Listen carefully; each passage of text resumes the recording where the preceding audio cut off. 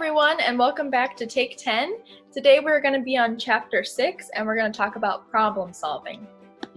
But as a review, I want to see who can remember what we talked about in the last video. In the last video, we talked about two ways that we have to communicate with each other. Two parts of being a good communicator to help us when we have conflict. So turn to your neighbor and tell them if you remember what those two parts were that we talked about. Okay, I'm going to give you 10 seconds.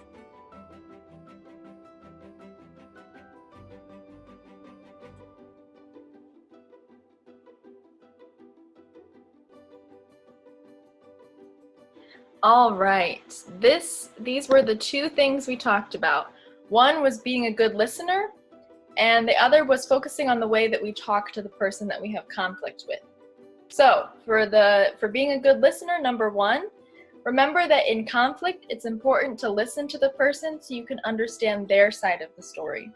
And remember in the last video, I showed you the Chinese symbol and how listening is something that we do with our whole body. It's not just our ears, but our mind is focused.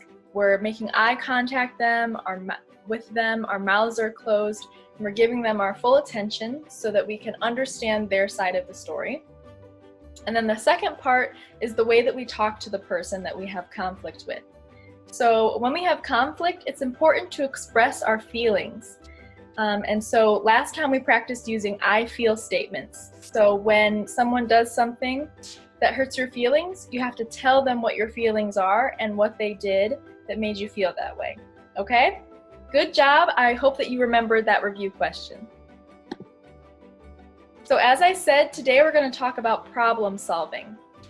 We are going to watch the story by Dr. Seuss called The Zacks. And in this story, the Zacks have a problem, but they don't actually solve their problem.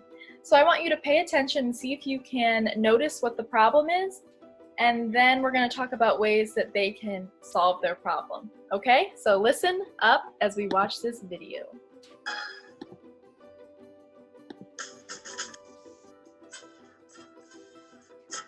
Oh, beyond the last mountain, the very last mountain, beyond the last Seneca tree, beyond the last woomph bush, the very last woomph bush, there is a vacuous vacant prairie, the prairie of cracks and the tale of the Zacks.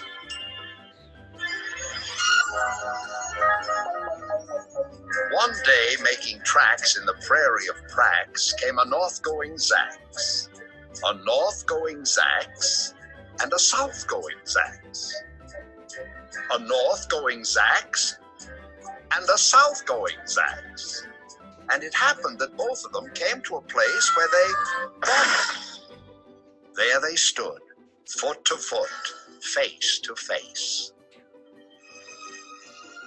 Look here now, the north-going Zack said. Hey, say, you are blocking my path. You are right in my way. I'm a north-going Zacks, and I always go north. Get out of my way now and let me go forth. Who's in whose way? Snapped the south-going Zacks. I always go south, making south-going tracks. So you're in my way, and I ask you to move and let me go south in my south-going route. Then the north-going Zack said with north-going pride, I never have taken a step to one side, and I'll prove to you that I won't change my ways if I have to keep standing here 59 days. And I'll prove to you, yelled the south-going Zacks, that I can stand here in the prairie of cracks for 59 years. For I live by a rule that I learned as a boy back in south-going school. Never budge, that's my rule. Never budge in the least, not an inch to the west, not an inch to the east. I'll stay here not budging, I can and I will if it makes you and me and the whole world stand still.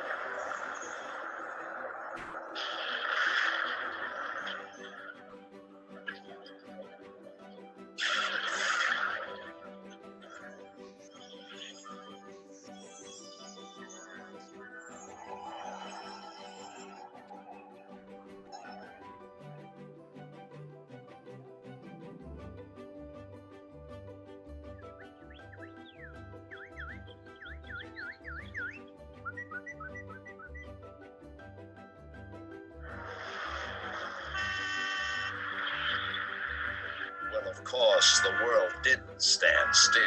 The world grew. In a couple of years, the new highway came through, and they built it right over those two stubborn Zacks and left them there, standing unbudged in their tracks.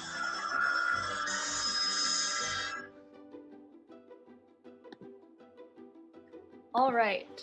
So as I said, we're going to talk about problem solving, and there's 3 different steps I want to teach you today in the process of solving our problems. And step number 1 is being able to know what the problem is. So based on the story of the Zacks, I want you to turn to your neighbor and tell them what the problem was in the story between the 2 Zacks. I'll give you about 15 seconds to do that.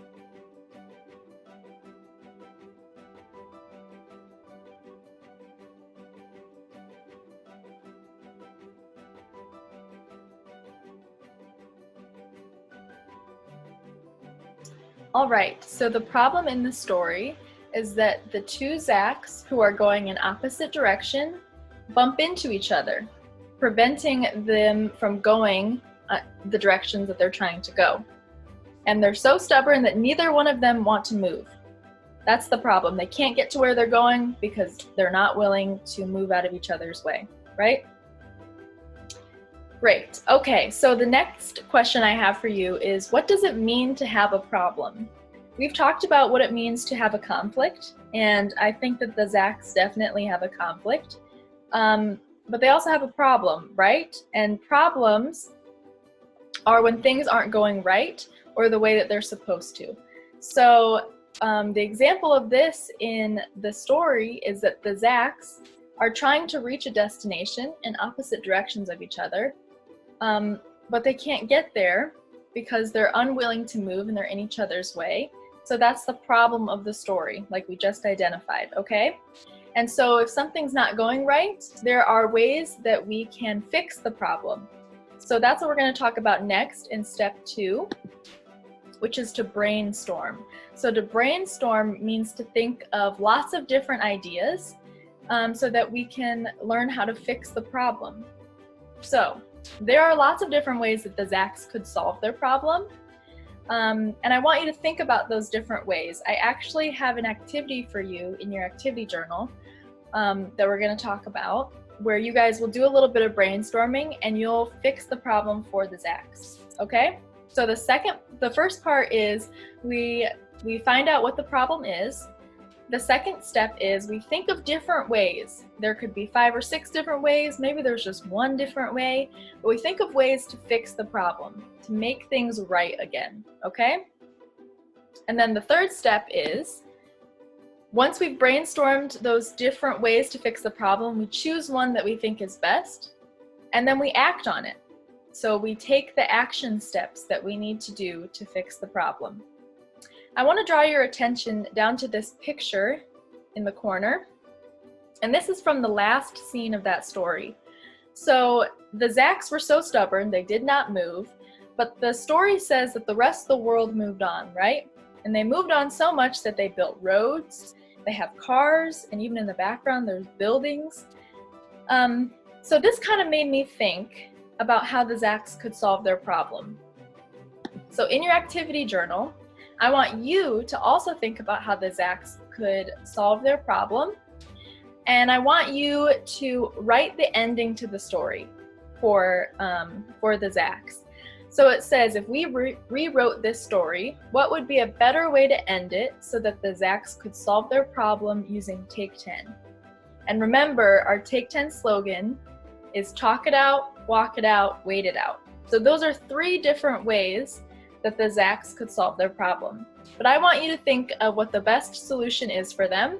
And then when you do find that solution just means the way that we fix our problem.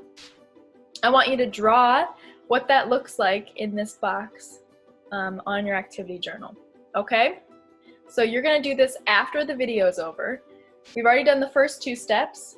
We have identified the problem. Brainstorming using the Take 10 slogan is the second step. So they could talk out their problem, they could walk away from their problem. I want you to think of other things that they could do. And then in step 3, I want you to draw a picture on your activity journal paper about what that solution would look like. Okay? Now we're going to move on and we're going to play thumbs up, thumbs down, which we've already played before. So remember, I'm going to read a couple of different sentences, and if you agree with that sentence, your thumb is going to go up, and if you disagree, your thumb's going to go down. Okay, so listen closely as I read this sentence. The Zacks did a good job of working together to solve their problem. Thumbs up, you think that they did do a good job of working together to solve their problem, or thumbs down, they did not do a good job of working together to solve their problem. Let me see your thumbs. I would say thumbs down. The Zacks did not even solve their problem at all. They just stood there while the rest of the world moved on, and that's not a good way of solving your problem. Okay, the next one is, the Zacks should yell at each other to solve the problem. Do you think they should, or they shouldn't yell at each other to solve the problem? Let me see your thumbs. I would say thumbs down. The Zacks should not yell at each other to solve their problems. Remember last video we talked about when we have conflict, the best thing to do is to talk about it, not shout about it or yell about it. And when we talk calmly, we have a better chance of solving the problem and getting along with the person, okay? So I don't think that yelling would make this situation better. All right, the next one is, the Zacks should talk to each other about the problem. Thumbs up or thumbs down? I would say thumbs up. I think talking about this would be a great first step in solving their problem. The next one I have is, should they hit someone to solve their problem? Thumbs up, they should hit someone. Thumbs down, they shouldn't.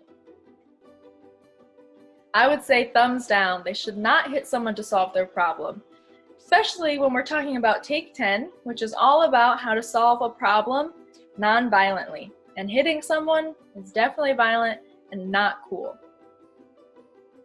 The last one is, should they walk away from the problem to think about it? Thumbs up, you think they should walk away to think about it. Thumbs down, they shouldn't walk away to think about it. I would say thumbs up. I think this is a good option that the Zacks could do. They could walk away for a little bit, cool off. Once they feel a little bit calmer, they could come back together and talk about different ways that they could fix their problem.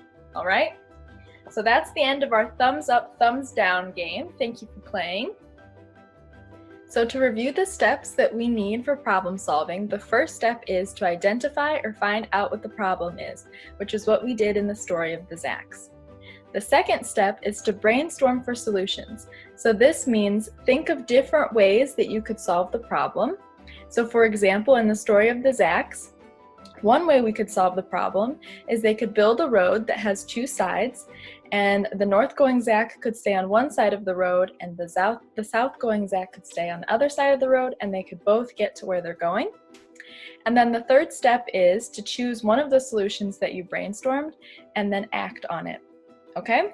And remember the Take 10 slogan, talk it out, walk it out, wait it out, is always options for you to choose from in order to solve your problem non-violently.